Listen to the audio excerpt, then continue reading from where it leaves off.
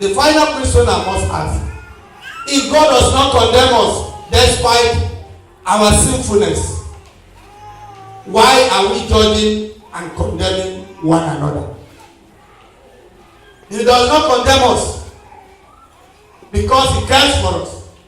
Why do we condemn him? Why do we judge him? Why are we judging one another? You are not good. This one is not good. This one like Amemo. This one like this. This one. And God is not condemning you. As much as you are not good, I am not good. And that is why whenever you come to confession, we say, we thank the Lord for bringing you here to confess your sins.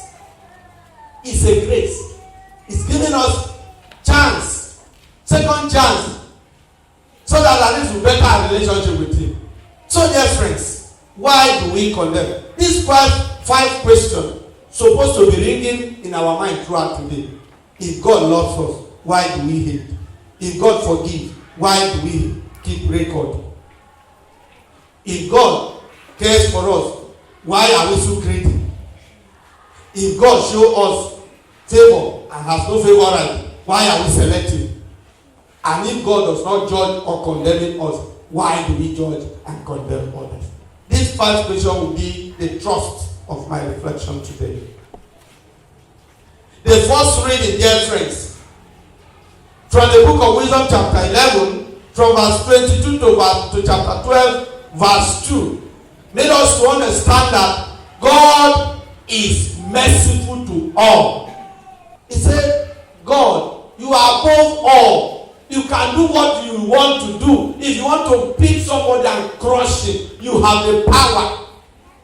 If you want to do and undo, nobody can question you. But you are merciful to all. I want you to mark that word. Merciful to all.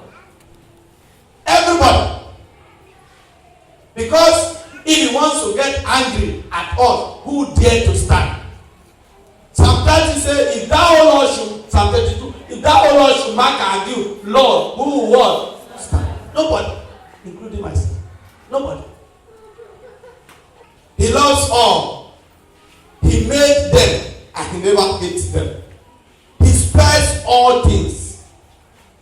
Go back and read your Bible. He spares all things. He spares your life. He spares my life. Why do you go to Babalawo to prepare concussion to kill another person? When God is sparing your life, you pray to God to keep you alive, and you want to finish somebody's life. You pray that He will bless you, and you want to bring disaster upon another person. You pray that God will establish you, and when God establishes another person, you get angry. Why? Children of God, stop. If you are one of those people, stop doing these things. He puts His immortal spirit in us all, and that is the climax of all.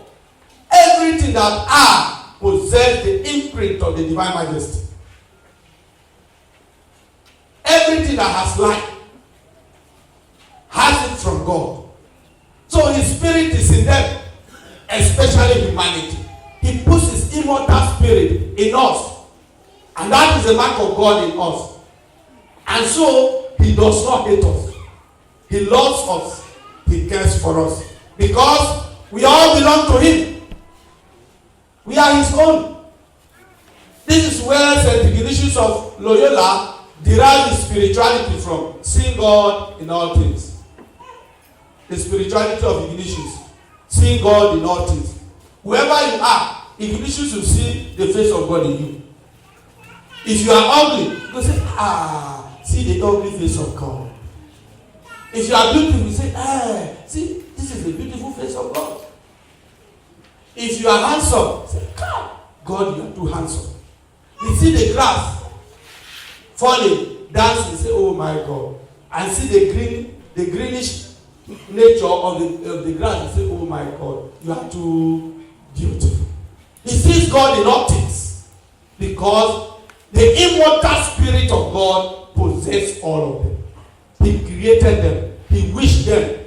He knows that they are good. According to Genesis, say when God has created everything, He said what? All is very good.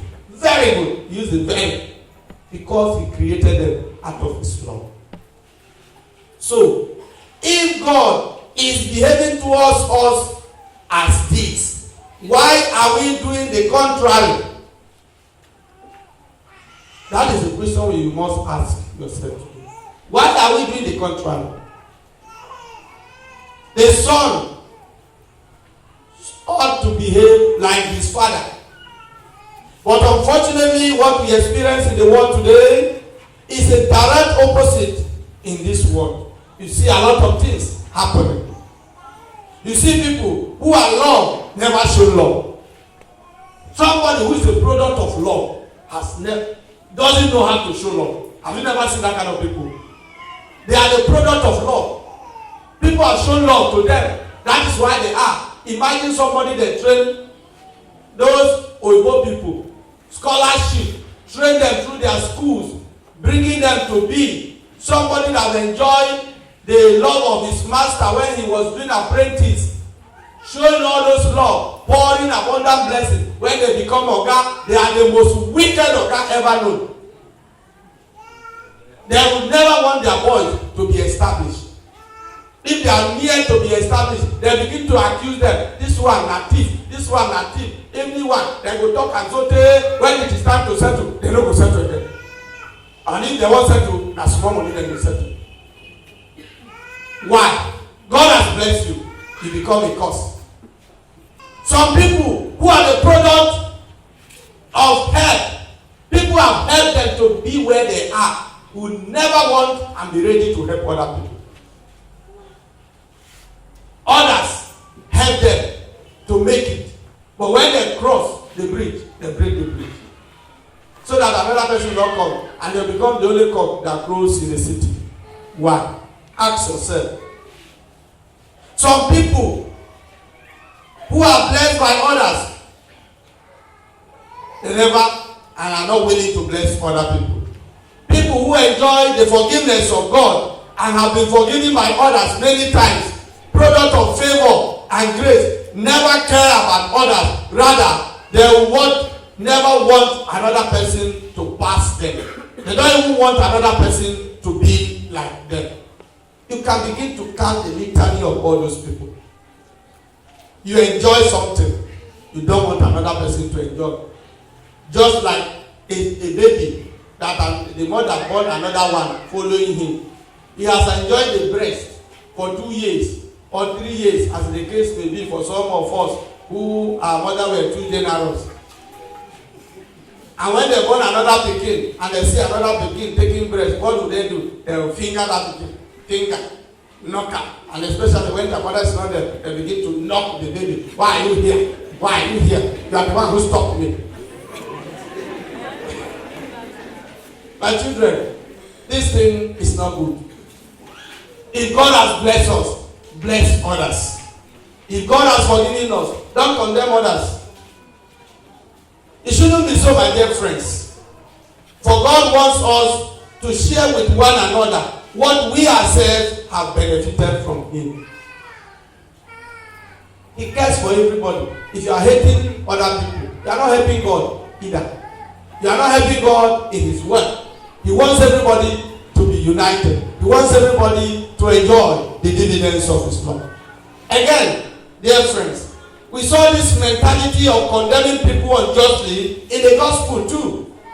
In the case of the Jewish people over Zacchaeus, they have already condemned certain group of people, the tax collectors, the publicans, the prostitutes. All these people will think that they are committing public sins. They have condemned them. But what about their private sins? Who sees them? And so, people like Zacchaeus shouldn't stand under or shouldn't experience or enjoy the mercy of God. They have condemned him outrightly because he was a chief tax collector. He has no friend. And so, this man, also a son of Abraham, was in the need of God. He was in the need of God's mercy. Even when the crowd prevented him, even when his stature prevented him, I'll come there later to see that in this salvation history, we must make an extra effort not to bother about what people's opinions are about us. People's opinion sometimes may become a stumbling block for us not to reach God. We heard that Zacchaeus was a short man. Bible just put it mildly, small in stature. That is to say, na short man. You don't feel look up because people plenty. You don't feel know where Jesus dey. But he heard about him. He needed the grace. And so what did he do? He has to run ahead. When he ran ahead, he climbed the sycamore tree. And there, the mercy of God, like St. Paul said to Timothy, found him. I have been singing this all through this reflection today. Because we see the level of animosity in the world happen in these days. People no longer care for themselves. People see you when you are committing sin. Instead of praying for you, instead of helping you to get out of your sinfulness, they continue clapping for you. They mock you. They laugh at you. They yell at you. They condemn you outrightly without finding out why are you in this situation. Some people commit sin not because of their willfulness, not because they want to commit sin. Maybe because of certain psychological disturbances they are passing through. And they are caught up with that menace. Instead of you to help them, you condemn them. And they see themselves condemned. And they live with that stigma for the rest of their years. And the Bible says, who will believe what we have heard? Nobody will know their story. Nobody knows their story. And nobody cares about their story. Nobody cares whether they have done this or somebody lured them into it. And they just condemn them. Look at that. Don't do it. You are condemning them. What you are condemning others, you too, you are doing. For the fact that they did not catch you does not mean that you are free. For the fact that they have not seen me does not mean that I am free. Anytime I talk about myself because we are all in it. Learning from the experience of Zacchaeus and the story of the first reading, let us live like Christ, who came not to condemn, but to seek and find what was lost. Our salvation does not depend on our righteousness, but on the mercy and grace of God. All we need to do is to make a little effort to be available to be used by the grace, and not to put ourselves as if we are the determinant factor in the issue of salvation. If it was a shared grace, you and me, we only benefit from the grace of God, not on our own. So let us not have this mindset about telling people will be saved, another will not be saved. Now only you is righteous, others are bad. No. Let us see all of us as sinners, standing in the mercy or in the need of the mercy of God. We all need the mercy of God. You need it as much as I do. And let us continue to have concern for our brothers and sisters. Let us not be judgmental. Let us not condemn people. Let us forgive as we ourselves are receiving forgiveness from God. Let us love without being selective. Let us love everybody. For the fact that somebody hurts you today, you too have hurt somebody before. And so we are in the process of becoming. None of us is perfect. In the journey of salvation, we are in the process of becoming. Sense in the making. Our journeys have not been concluded. And so, in the course of our journey, we are bound to make mistakes. And because of that, learn from the mistake of others. Tolerate others. Forgive others. Care for others. If God has blessed you in Christ, share that blessings with other people.